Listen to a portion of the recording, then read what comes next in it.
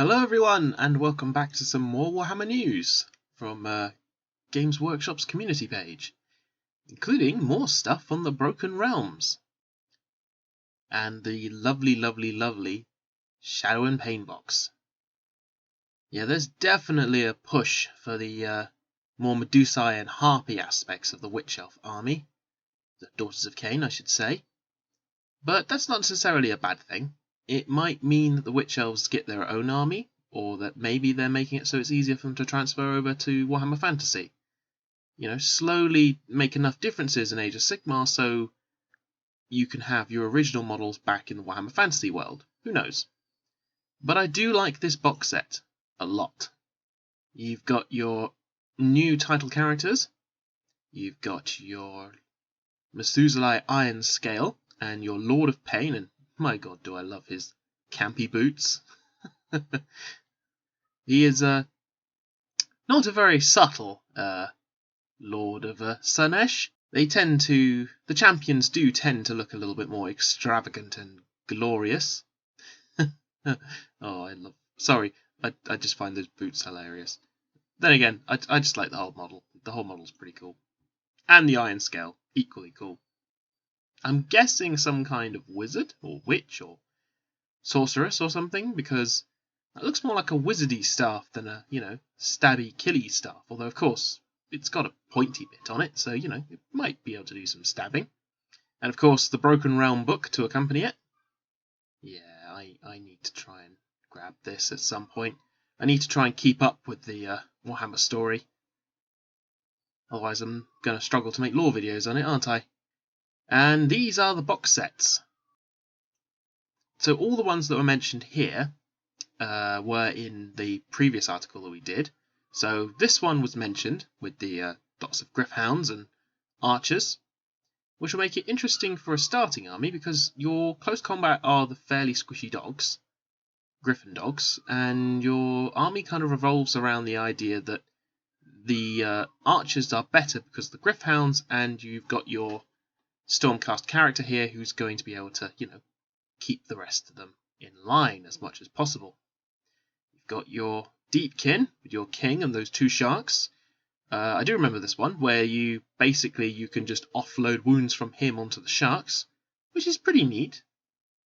I mean, I don't know if I'd necessarily say that's a great starting box. I think it's actually not that great a starting box, but to add to an army, sure, definitely. The Chaos one, it's 3 chariots. 3 slightly different chariots, I suppose, but basically just chariots. But this one, the Dark Elf one, I like. I like it a lot. It's got a nice mix of variety and a cool centerpiece model in the form of the Black Dragon, which, goodness, that's an awesome looking model. So out of these 4, I personally think the best ones are the Dark Elf and the Stormcast. The Chaos Chariot ones are... don't get me wrong, chariots are cool, and sharks are cool, and all that, but it's not a very exciting box set. It's just 3 of the same thing, or, in this case, 2 of the same thing, and a dragon, lizard, eel thing, whatever that's called. But, they're pretty, as it says, they're good for potentially starting a new army or adding to an existing one. And Jacob Bugman. I have it under good authority that I might be obtaining one of these for Christmas. So I will have to hope that is the case.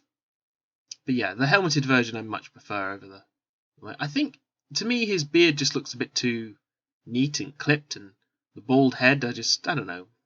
I just find it a bit of a strange expression. Maybe that's just me. Yeah, and they're doing a hero series, this time for the Nurgle Marines, and you get a special captain dude at some point. I wish they'd put this much effort into Noise Marines.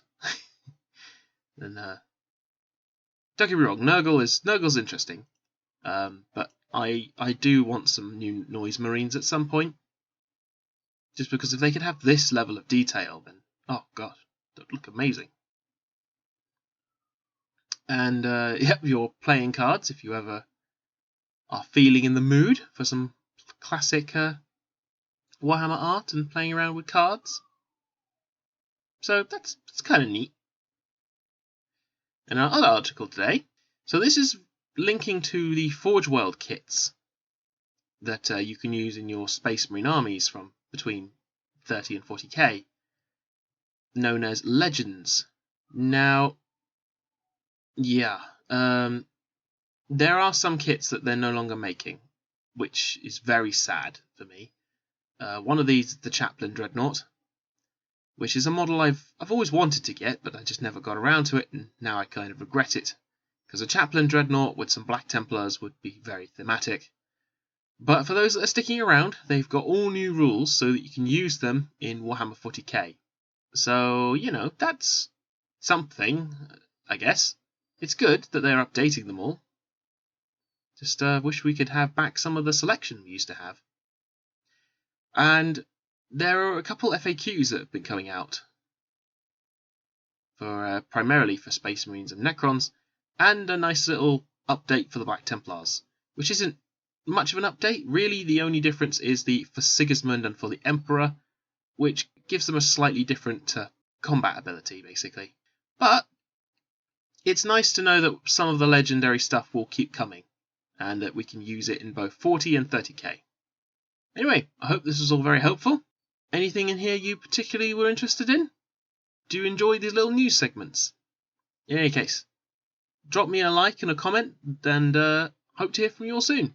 Take care, everyone.